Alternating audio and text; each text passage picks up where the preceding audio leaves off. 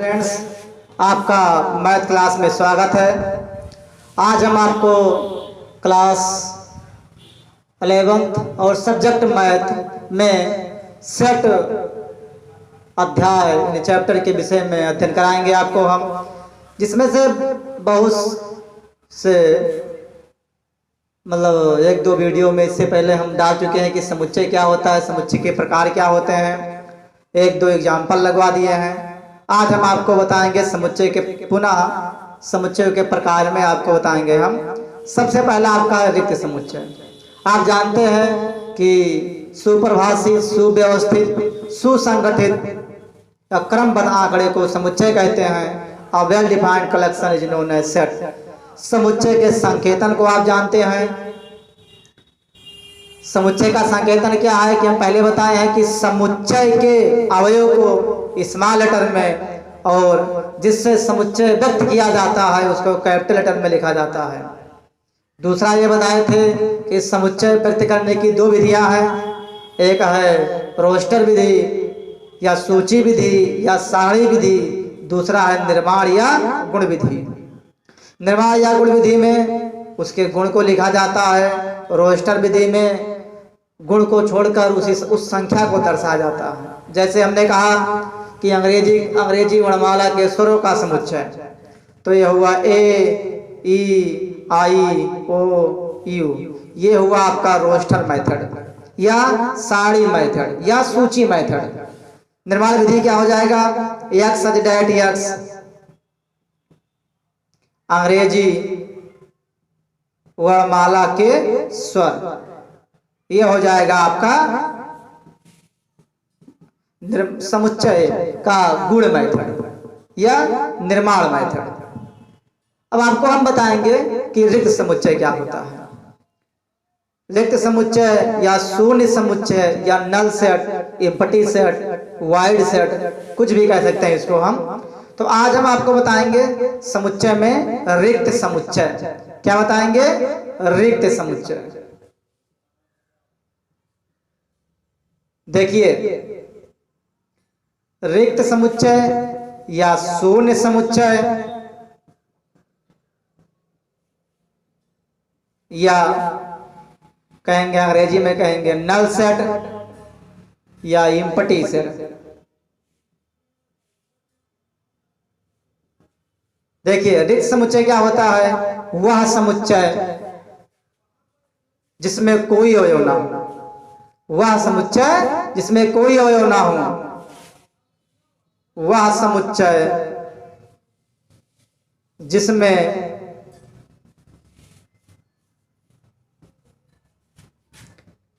कोई अवयव ना हो, रिक्त समुच्चय कहलाता है। क्या कहलाता है? रिक्त समुच्चय कहलाता है।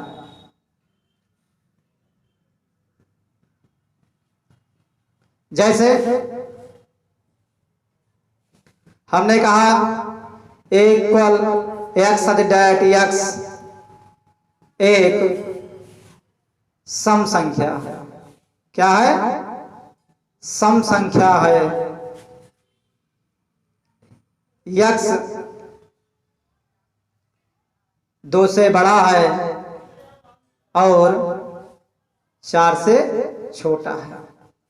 अब देख लीजिए, कहता है यक्स एक सम संख्या है। यहां कहता है कंडीशन में यक्स 2 से बड़ा है। यक्स का मान 2 से बड़ा 3 और 4 से छोटा 3। तो यानी यक्स का मान 2 से बड़ा हो जाए और 4 से छोटा हो जाए। 2 से बड़ा 3 और 4 से छोटा 3, और 3 क्या है? विषम संख्या है। इसमें इसलिए इसमें कोई अवयव हुए? कोई अवयव नहीं हुए ना, तो ये क्या हो जाएगा? Null set. क्या हो जाएगा? Null set. ऐसा समुच्चय जिसमें कोई अवयव ही ना हो वह होता है नल सेट। इसे हम फाई से व्यक्त करते हैं, ग्रीक शब्द है ये, या इस तरीके से व्यक्त करते हैं मझले ब्रैकेट में कोई अवयव ना दिखाएं, तो ये क्या हो जाएगा? नल सेट हो जाएगा। समझ पाए? इसे हम फाई से व्यक्त करते हैं। एक एग्जाम्पल और कर दें हम कि ए इस प्रकार लिखा हो तो ये नल सेट हो जाएगा, या ऐसे लिखा हो कि ए इक्वल एक्स सच डेट एक्स प्राकृतिक संख्या है, प्राकृतिक संख्या है। एक्स एक प्राकृतिक संख्या है। एक्स 0 से बड़ा है और बराबर है और 1 से छोटा है। देख लीजिए, x का मान 0 से बड़ा है और बराबर है, यानी 0 हो सकता है, लेकिन 1 से छोटा है यानी 1 नहीं होगा। अब आप जानते हैं कि 0 प्राकृतिक संख्या नहीं है, 0 पूर्ण संख्या है, पूर्ण संख्या में शामिल है, अतः ये नल सेट हो जाएगा। समझ में आए? हम लिख दिया ऐसे, अंग्रेजी वर्णमाला के स्वरों का समुच्चय, तो कोई स्वर ही ना हो उसमें, तो क्या हो जाएगा? ये नल सेट हो जाएगा। समझ पाए? अब आपको पढ़ना है, एक प्रमेय है कि सिद्ध कीजिए रिक्त समुच्चय अद्वितीय समुच्चय होता है। क्या होता है? रिक्त समुच्चय एक अद्वितीय समुच्चय होता है। देख लीजिए, एक आपका प्रमेय है,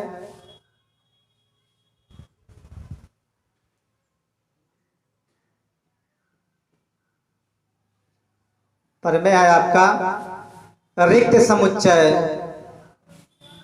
रिक्त समुच्चय फाई एक अद्वितीय समुच्चय है। रिक्त समुच्चय फाई एक अद्वितीय समुच्चय है।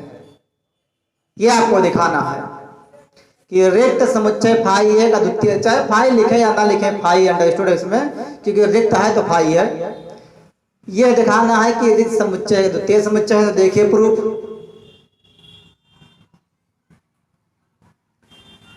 हम मान लें कि माना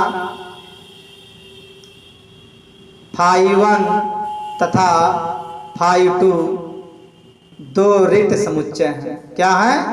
दो रिक्त समुच्चय हैं तथा फाई 1 फाई 2 के बराबर नहीं है। ये मान लिया। क्या माने? कि फाई 1 तथा फाई 2 दो रिक्त समुच्चय हैं तथा फाई 1 और फाई 2 बराबर नहीं है। Phi 1 does not equal to phi 2, ये फाई 1 फाई 2 बराबर नहीं है। इसलिए जब फाई 1 फाई 2 बराबर नहीं होगा तो हम क्या लिखेंगे कि फाई 1, या ऐसे लिख दें, समुच्चय फाई 1, समुच्चय फाई 1 फाई 2 के बराबर नहीं है या समान नहीं है। बात समझ पाए?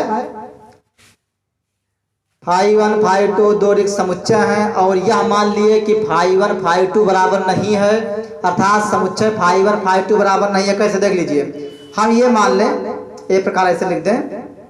चलो कुछ लिखने के बाद अब कथन एक लिखते हैं। अब कथन फर्स्ट, कथन फर्स्ट क्या है कि जब बराबर, देखो यदि दो समुच्चय बराबर नहीं है, इसका मतलब यह हुआ कि एक समुच्चय के कुछ ऐसे अवयव हैं कि उसमें नहीं है। जैसे इधर देखो, हम मान लें a बराबर 1 2 3, मान लें b बराबर माने 1 2 4। क्या समुच्चय एक समुच्चय दो बराबर हैं? तो अवयव बराबर हैं, कहेंगे a में 3 अवयव हैं, b में 3 अवयव हैं। ये कह सकते हैं हम इस समुच्चय a और समुच्चय b के अवयव की संख्या बराबर है, ना कि समुच्चय a समुच्चय b बराबर है। क्यों? देखिए, समुच्चय a में एक ऐसा अवयव है जो b में नहीं है। देखिए 3 b में है, नहीं है। समुच्चय a में एक ऐसा अवयव है कि b में नहीं है। तो और इसे इधर से कहिए, समुच्चय b में एक ऐसा अवयव है कि a में नहीं है। समझे आप? तो देखिए, अब लिखेंगे हम कि फाई 1 में कम से कम एक अवयव है कम से कम एक अवयव ऐसा है, एक अवयव ऐसा है कि फाई 2 में नहीं है। वही बताए हैं। जैसे फिर सुन लीजिए, ए बराबर ए बी सी कर दें हम, बी बराबर ए बी डी कर दें, तो देख लीजिए समुच्चय इसे फाई 1 ही कर दें, आपको तकलीफ ना हो। इधर देखिए फाई 1 में एक ऐसा अवयव ऐसा है जो फाई 2 में नहीं है। देख रहे हैं ना कि फाई 1 में एक ऐसा अवयव ऐसा है जो फाई 2 में नहीं है। और इधर देखिए फाई 2 में एक ऐसा अवयव है जो 1 में नहीं है, यानी फाई 1 में सी है जो फाई 2 में नहीं है, फाई 2 में डी है जो फाई 1 में नहीं है। बराबर तभी नहीं होते जब दोनों समुच्चयों के अवयव यदि बराबर नहीं है तो समुच्चय बराबर नहीं होता, ये पहले बता दिए हैं। अब देखिए फिर लिखेंगे कथन 2 में, फाई 2 में कम से कम एक अवयव ऐसा है कि फाई 2 में नहीं है। परंतु इधर देखिए, परंतु दोनों कथन असंभव हैं। परंतु लिख दे यहां, बता रहे हैं क्यों। दोनों कथन असंभव हैं। असंभव क्यों है? यहां अवयव की बात कर रहे हैं, जबकि हम पहले बता दिए हैं कि यह रिक्त समुच्चय है। तो यहाँ अवयव की बात कहाँ से आ गई? जो ये रिक्त समुच्चय है तो अवयव ही नहीं है। तो जो लिखा है फाई 1 में कम से कम एक ऐसा अवयव है कि फाई 2 में नहीं है, यहाँ लिखा है फाई 2 में कम से कम एक ऐसा अवयव है कि फाई 1 में नहीं है। तो दोनों कथन इसलिए असंभव हो गए क्योंकि ये रिक्त समुच्चय है, इसमें अवयव ही नहीं है।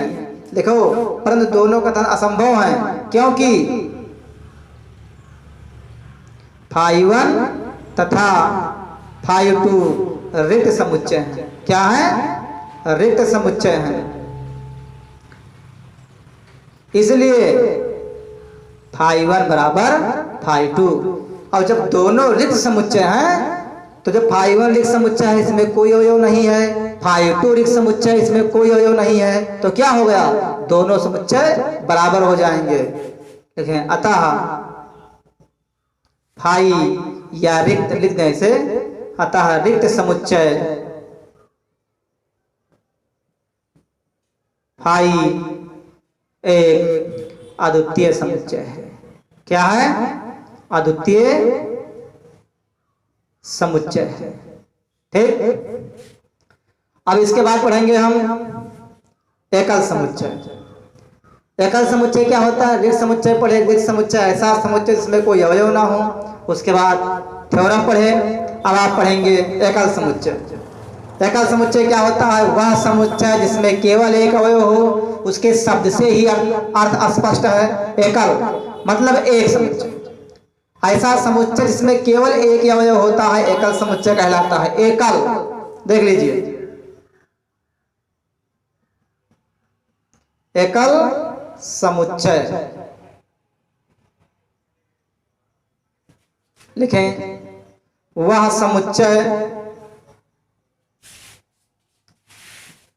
जिसमें केवल एक अवयव होता है, एक अवयव होता है। वह समुच्चय जिसमें केवल एक अवयव होता है एकल समुच्चय कहलाता है। क्या हो गया? एकल समुच्चय कहलाता है। जैसे हम लिख दें एक सेट है ए बराबर 2। अब देखिए इसमें कितने अवयव हैं? एक। कितने अवयव इसमें हुए? एक अवयव हुए ना। ऐसे कर सकते हैं, हम लिख दें पी, यहाँ केवल एक अवयव है। अब हम ऐसे कर सकते हैं क्यू, कुछ भी मान लें, x सच डेट x एक विषम संख्या है। क्या है? x सच डेट x एक विषम संख्या है। x 3 से बड़ा है और बराबर है 4 से छोटा है। क्या है? 3 से बड़ा है और बराबर है, तो 3 से बड़ी x क्या है? 3 से बड़ी और बराबर, यानी x क्या लिखेंगे? 3 लिखेंगे। और x का मान क्या है? 4 से छोटा है, तो क्या हो जाएंगे? केवल एक अवयव हो जाएगा। तो ये सारे हो गए एकल समुच्चय। अब आप पढ़ेंगे परिमित समुच्चय। ये सारे समुच्चय एक बार पढ़ चुके हैं, फिर भी आपको हम रिपीट करवा रहे हैं। एकल समुच्चय, फिर है परिमित समुच्चय, वह समुच्चय जिसमें अवयव की संख्या निश्चित हो। ऐसा समुच्चय जिसमें अवयव की संख्या निश्चित हो, वह होता है परिमित समुच्चय। देख लीजिए, परिमित समुच्चय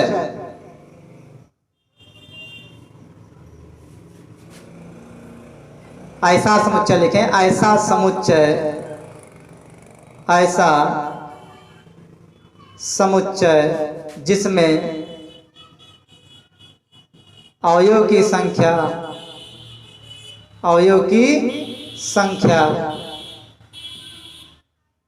निश्चित होती है,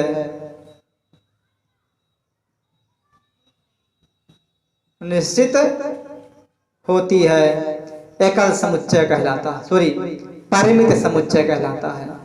क्या कहलाता है? परिमित समुच्चय कहलाता है।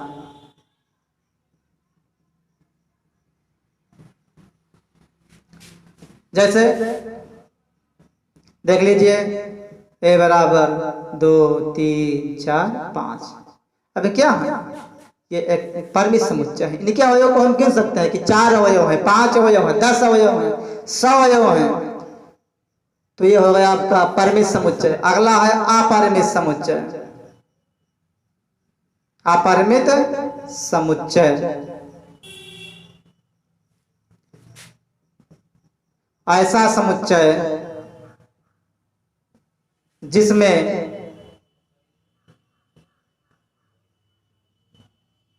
अवयव की संख्या, ऐसा समुच्चय में अवयव की संख्या निश्चित ना हो,